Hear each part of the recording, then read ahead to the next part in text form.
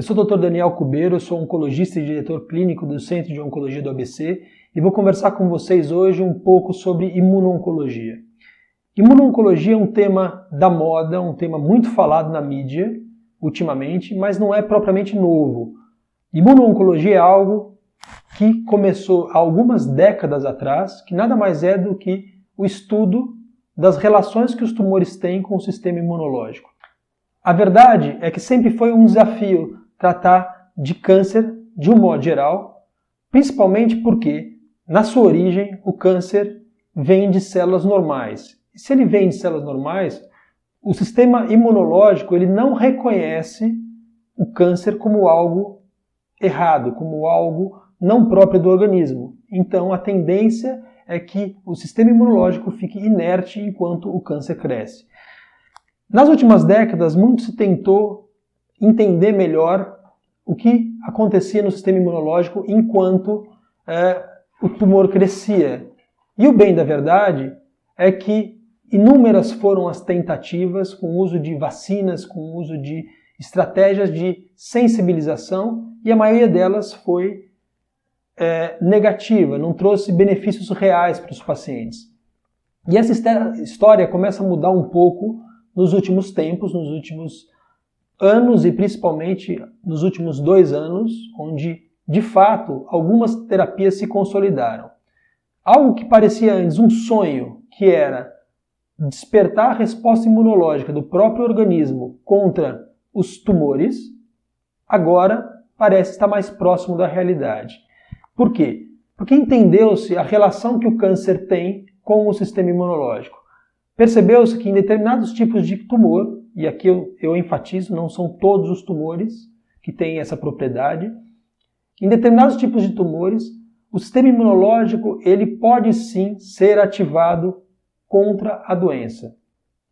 Para que a gente possa entender um pouco melhor como isso funciona, o câncer, à medida que ele se desenvolve, ele parte de uma célula normal, mas ao longo do tempo essa célula normal sofre mutações e passa a produzir proteínas que não são propriamente as mesmas proteínas do organismo. Acontece que esse processo ele acontece de uma maneira muito paulatina ao longo de muitos anos. E, por acontecer de uma maneira muito lenta, o sistema imunológico do indivíduo se modula de uma forma negativa, ou seja, ele não trata essas proteínas anômalas como algo não próprio do organismo. Acontece que, para determinados tipos de câncer, o processo de mutações e de alterações na célula que deu origem a todo o processo, ele é tão grande que o número de proteínas anômalas ele se soma ao longo do tempo numa quantidade que passa sim a ter interesse e passa sim a poder despertar a reação imunológica. A revolução que ocorreu na oncologia propriamente está baseada no melhor entendimento de como o sistema imunológico lida com a presença do tumor. E o que percebeu-se é que algumas células, entre elas uma célula central, que é o linfócito T, ele interage com células apresentadoras de antígenos, que são as células dendríticas, e também com o tumor através de vias específicas, através de proteínas específicas.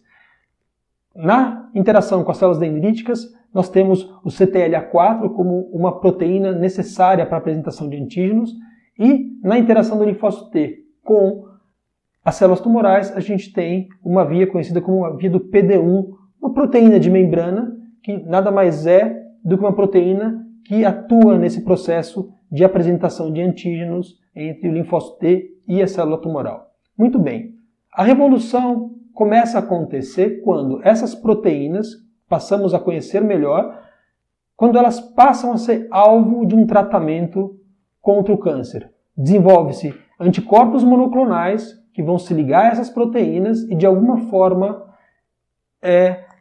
ativar o sistema imunológico.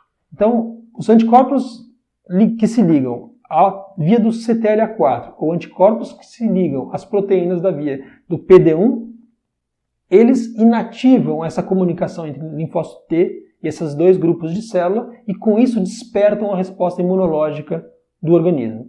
contra a doença. Isso era algo que a gente sonhava que acontecesse um dia, mas que até muito pouco tempo atrás era simplesmente alvo de ficção científica, porque, de fato, nenhuma estratégia que vinha sendo tentada ao longo de décadas a fio efetivamente conseguia ativar o sistema imunológico.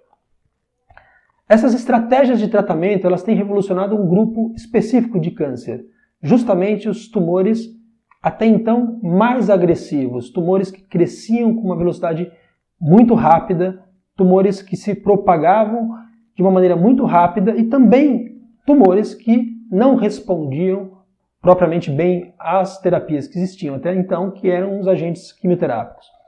Neste grupo de tumores eu gostaria de destacar principalmente dois deles. O melanoma, um subtipo de câncer de pele, e o câncer de pulmão. O câncer de pulmão, as pesquisas estão um pouco mais avançadas nos subtipos não pequenas células, mas estudos também com tumor de pulmão, pequenas células, estão bastante avançados. Esses tumores, eles passaram a contar agora com uma terapia que pode ativar o sistema imunológico contra a doença.